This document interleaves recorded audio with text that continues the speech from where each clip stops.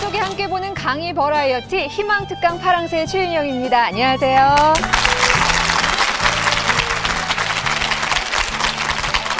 네, 이 성공한 사람들의 습관을 들여다보면요, 공통적인 게 한 가지 있다고 합니다. 바로 사람 사귀기라는 습관이라고 그러는데요. 나도 하고 있고 굉장히 평범한 습관처럼 보이는데 그래? 하고 반문하실지도 모르겠지만 가만히 생각해보면 정말 사람 제대로 사귀기는 어렵고 또 힘든 과정인 게 맞는 것 같습니다. 여러분께서 매주 희망특강 파랑새와 함께 하시면 멋진 희망 도우미 한 사람을 한 명씩 사귀실 수 있거든요. 오늘의 희망 도우미는요, 성실과 집념의 사나이, 산소 탱크라는 별명을 가진 자랑스런 대한민국의 프리미어리거입니다. 박지성 선수입니다.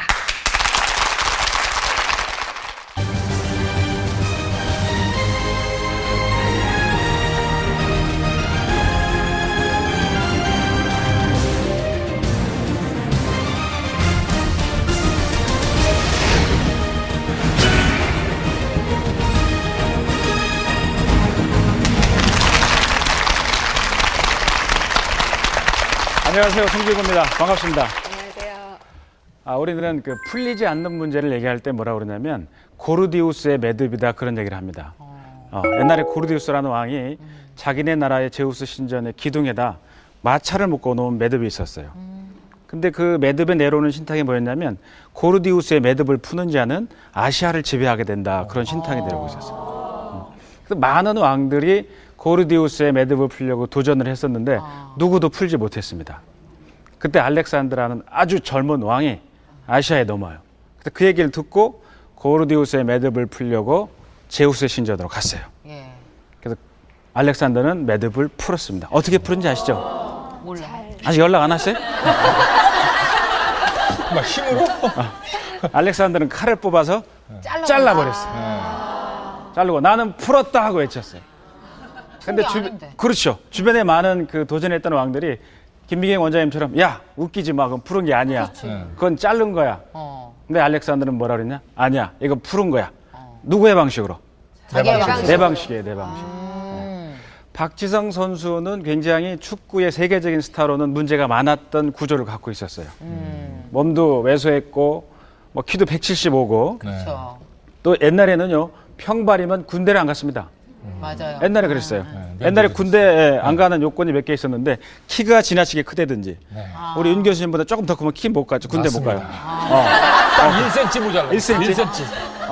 옛날에 또 이 몸이 아주 지나치게 뚱뚱했으면 군대를 못 갔어요. 맞습니다. 그 중에 하나가 평발이었는데 저는 그때 굉장히 억울한 게 있었어요. 머리 큰 사람은 군대 갔어요.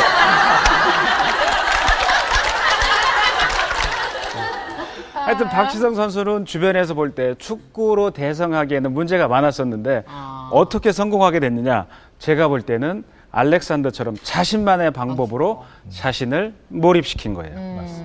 박지성 선수는 초등학교 때부터 굉장히 특별한 재능이 있었는데 그게 뭐냐, 축구 말고의 재능이에요. 제가 볼 때는 그게 뭐냐, 미래 기억이라는 재능이에요. 자기 뇌 속에, 머릿속에 나는 앞으로 뭐가 될 거야 라는 미래 기억을 늘 했어요. 그게 일기였고 늘 축구.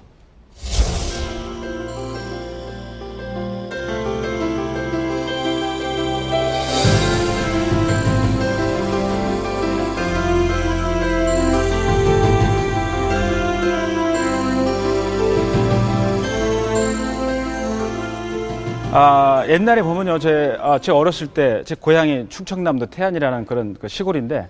촌이네요. 촌이에요.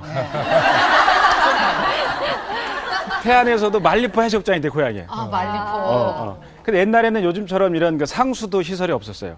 그렇죠. 그때는 이 펌프로 해서 물을 퍼서 이렇게 했는데, 지금도 제 턱 밑에 상처가 있는데 초등학교 때 펌프를 잘못하다 튀어가지고 깨진 거예요. 그때 우리 친구들 많이 그랬어요. 근데 이 펌프질을 하려면 반드시 펌프를 하기 전에 거기다 붓는 물이 있어요. 그 물이 마중물이에요. 그렇죠. 네, 마중물. 손님이 오면 마중하는 것 같은 그런 마중물. 근데 이 펌프에서 물을 퍼올리려면 반드시 먼저 해야 되는 게 뭐야? 마중물을 붓는 거예요. 맞아요. 그러니까 박지성 선수는 자기 뇌 속에, 기억 속에, 미래 기억 속에 나는 세계 최고의 선수가 될 거야라는 마중물을 먼저 분 거예요. 그래서 우리 중에도 또는 방송을 보시는 분들 중에서도 나는 내 미래 기억이 뭐야라는 마중물을 먼저 부은 사람이 있다면 그 사람은 반드시 자기 목표를 이루어냅니다. 예. 근데 마중물을 붓지 않고 나는 왜 요거밖에 안 됐어 이러면 그건 말이 안 되는 거죠. 네. 우리 이런 얘기 하죠. 옛날에 집에서 새는 바가지 밖에서 샌다 이런 얘기해요. 또 이런 얘기도 합니다. 하나를 보면 열을 한다. 이런 얘기를 해요. 제가 대학에서 교수하기 전에 그 회사를 다녔었는데 금융회사를 다녔어요. 거기에 인사팀장을 했었는데 저희 본사에서 굉장히 재미난 친구가 둘이 있었어요. 김 과장이라는 사람하고 강 과장이라는 사람이 있었는데 김 과장은 스펙은 별로 안 좋았어요. 조건이. 지방대학을 세상에서 말하는 지방대학을 나왔고 그리고 뭐 외모도 그래. 근데 이 친구는 굉장히 적극적이고 긍정적이에요. 외모가 아주 그 싹싹합니다. 늘 웃어. 그 친구한테 뭔가를 맡겨놓으면 해결 못하는 적이 없어요. 근데 인사철만 되면 김 과장을 서로 달라고 부서장들이 난리예요. 근데 강 과장은 소위 말하는 스펙이 최고예요. 한국에서 제일 좋은 대학을 나왔고 성적도 아주 우수했어요. 근데 회사에 들어오고 나서는 이 사람은 늘 부정적이야. 매사에 안 돼로 가는 거예요. 매사에 안 돼. 뭐 긍정적인 게 없어.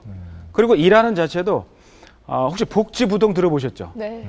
복지부동의 최신 버전을 그 강 과장이 갖고 있었는데 낙지안동이라는 거예요. 낙지안동 모르죠? 예.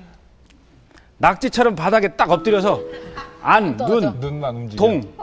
낙지처럼 바닥에 붙들어서 눈만 움직이는 걸 낙지안동이라고. 하는 일 전혀 안 하는 거예요. 이 친구는 강 과장은 부서장들한테 인사철 되니까 이 친구 가져가시죠. 그러면 줘도 안 갔는데. 네. 제가 나중에 생각해 봤어요. 김 과장이 왜 이렇게 자기 회사 일에 열정적으로 목을 매서 그야말로 최고가 되려고 노력했을까? 여러 가지 개인적인 능력이 있었겠지만 제가 볼 때는 자신이 갖고 있던 결함, 자신이 갖고 있던 결핍 요소를 극복하기 위해서 몰입했던 거예요. 나는 강 과장보다 스펙이 떨어지지만 나는 일은 잘할 거야. 이런 거예요. 박지성 선수가 그런 선수잖아요. 그렇지. 근데 제한적인 요건이 많았지만 최고가 되려고 노력한 거죠. 집에서 보면 대부분 자녀분들 키워보신 분들은 첫째보다 둘째가 더 영민하다고 얘기합니다. 근데 왜 그런지 알아요? 첫째는 늘 뭔가를 처음 받아요. 둘째는 그 다음 걸 물려받아. 그러니까 가만히 1대1로 경쟁하면 둘째는 경쟁이 안 되는 거예요. 그러니까 둘째는 항상 무슨 생각을 하냐면 그 다음 시나리오가 뭐지를 고민을 해. 고민하지 않으면 둘째한테는 차례가 안 오는 거예요. 국가도 마찬가지입니다. 국가가 먹고 사는데 문제가 없는 국가들이 있어요. 우리 주변에 동남아, 뭐 태국, 필리핀, 말레이시아, 뭐 인도네시아 이런 나라들. 이런 나라들은 먹고 사는데 문제가 없냐?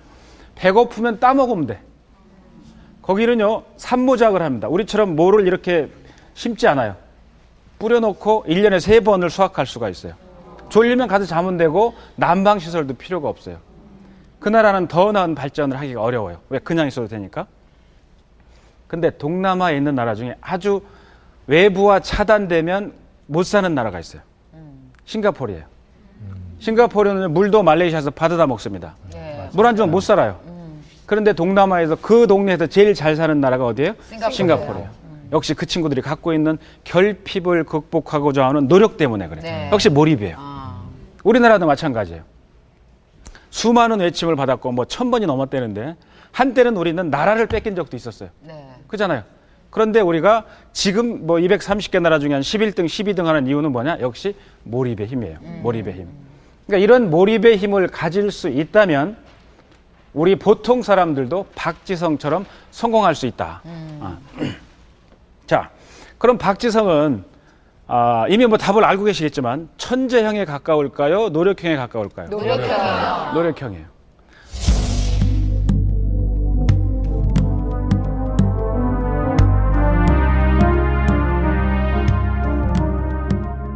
이 선수가 연결고리 역할을 잘한다는 거죠. 진짜 이 팀에서 꼭 필요한 선수였어요. 대외적으로 많이 알려지진 않았었지만은 잘하는 축구를 했어요. 근데 그런 부분들을 사실 인정을 못 받았었죠.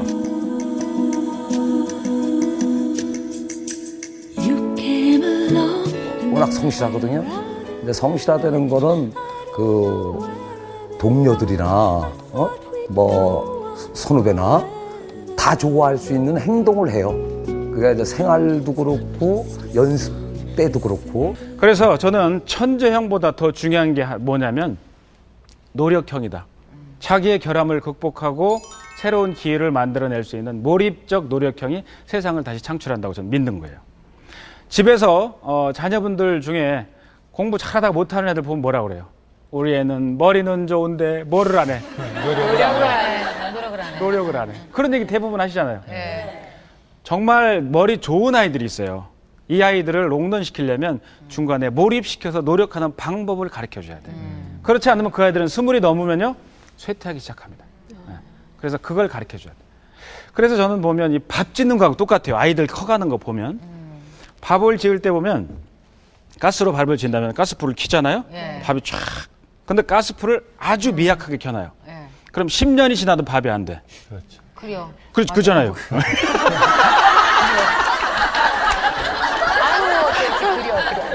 그래요? 그래요?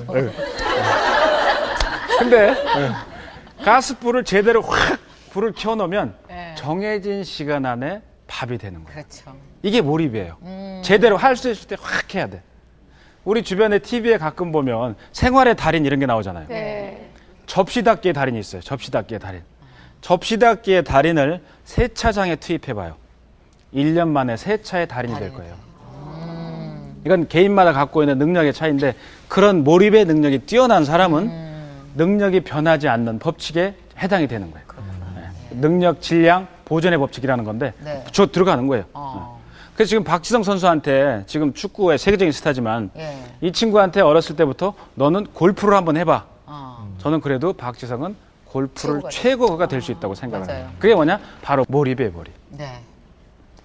한 번은 아주 유명한 쇼인데 오프라인 프리쇼에서 아주 감동적인 영상을 제가 한번 본 적이 있어요. 방송 중에 오프라인 프리 방송 중에 무슨 얘기를 했냐면 자 여러분 차를 정말로 갖고 싶은데 돈이 없어서 차를 못 갖는 분이 계시다면 저한테 편지를 써주세요라고 방송 중에 얘기를 했어요.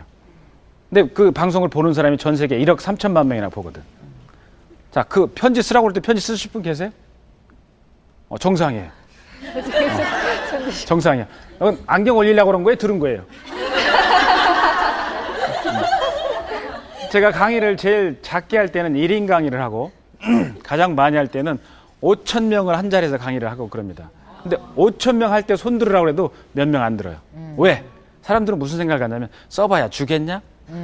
안 쓰는 거야. 그렇죠. 근데 그 편지 쓴 사람 중에 편지 쓴 사람들을 불렀는데 몇 명이 왔냐면 276명이 나왔어요. 많이 쓴 거예요. 그 중에 차가 한 대가 아니라 276명 중에 11명을 불러서 그 사람들한테 차를 한 대씩 줘. 스튜디오로 차가 들어와. 난리가 났어요. 그 나머지 260명 앉아 있잖아요. 그 265명한테는 오프라인 프리가 하얀 케이스에 빨간 리본을 묶어서 하나씩 돌렸어. 265명한테. 그리고 마지막 멘트가 뭐냐면 제가 돌려드린 선물 케이스를 열어보셔서 거기에 키가 들어있다면 그분한테 마지막 12번째 차를 드리겠습니다라는 쇼를 하는 거예요. 근데 그 뚜껑을 열어보니까요. 놀랍게도 265개의 모든 선물 케이스에 키가 다 들어있는 거예요. 그러니까 거기 온 사람은 다 차를 받은 거예요. 그 사람들이 한 건 뭐밖에 없어요? 편지 쓴 거밖에 없어. 이게 몰입과 미래 기억의 힘이에요. 내 미래 기억에 뭐를 넣으면 마중물을 넣으면 마중물을 넣어서 몰입을 시키면 내가 원하는 걸 얻을 수 있다. 이거고 박지성 선수 같은 경우는 늘 오프라인 프리한테는 편지 쓴 건 아니지만 자기한테 늘 편지를 썼어. 그 일기예요. 일기에서 늘 뭐야? 자기 머리에 자기 미래 기억에 마중물을 넣은 거예요. 나는 세계 최고의 선수가 될 거야. 박지성 선수는 축구 게임 뛸 때마다 나가기 전에 자기 암시를 뭐라고 그러냐면 오늘 경기의 주인공은 나다. 이런 생각으로 늘 뛴다는 거예요. 그래서 우리도 박지성 선수처럼 미래 기억에 자기의 목표를 저장하고 그 마중물을 부은 다음에 최선의 열정을 다하면 우리가 원하는 모든 꿈들은 이루어질 수 있다는 게 제 얘기의 결론입니다. 감사합니다.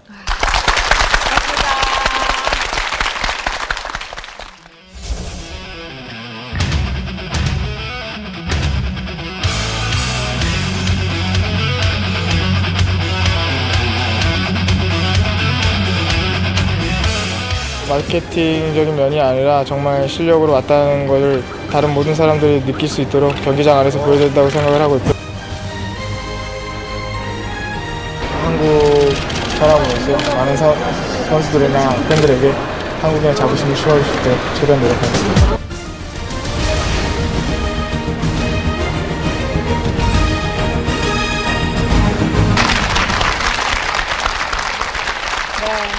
진짜 박지성 선수에게서 배워야 될 게 정말 많구나. 오늘 아주 유익한 그런 한 시간이었습니다. 그 박지성 선수 아까 그 미래의 기억에 대해서 말씀을 하셨는데 학창 시절에 또 한 가지 굉장히 끊임없이 반복했던 말이 있대요. 나는 무조건 성공한다.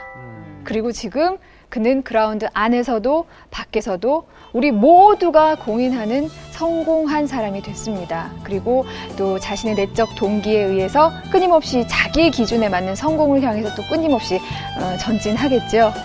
글쎄요, 여러분도 이 희망 도우미에 대한 성공 신화를 들으면서 내 아이를 위해서, 나를 위해서 여러분의 내적 동기를 강화해가는 그런 시간들을 가지셨으면 좋겠습니다. 저희는 다음 주에 또 한 명의 희망 도우미와 함께 찾아오겠습니다. 고맙습니다.